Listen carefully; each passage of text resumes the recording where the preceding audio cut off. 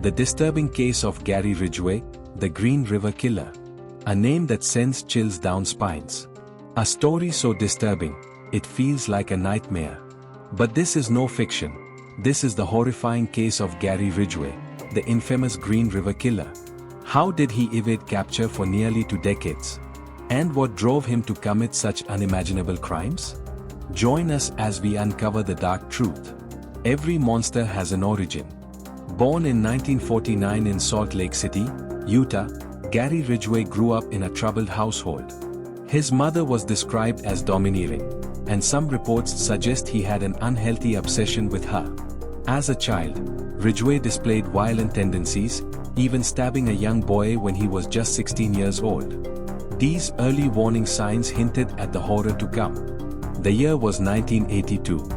The bodies of young women started appearing along Washington's Green River.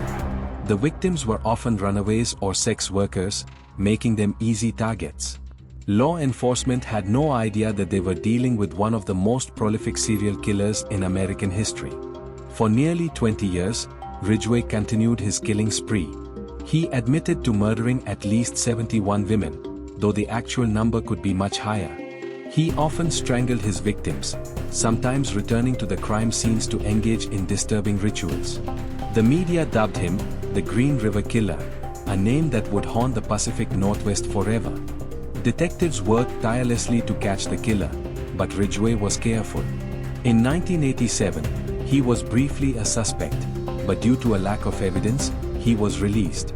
It wasn't until advancements in DNA technology that authorities were finally able to link him to several victims. In 2001, nearly 2 decades after his first known murder, Gary Ridgway was arrested. Facing the death penalty, Ridgway struck a plea deal. He agreed to confess in exchange for life in prison. He showed little remorse as he recounted the details of his crimes. Families of the victims sat in court, horrified by his cold and emotionless demeanor. On 5 November 2003, Gary Ridgway was sentenced to life without parole. Today, Gary Ridgway remains behind bars at the Washington State Penitentiary. His case remains one of the most disturbing in American history. Could he have been caught sooner? How many victims remain undiscovered? The Green River Killer's legacy is a chilling reminder of the evil that can lurk undetected for years.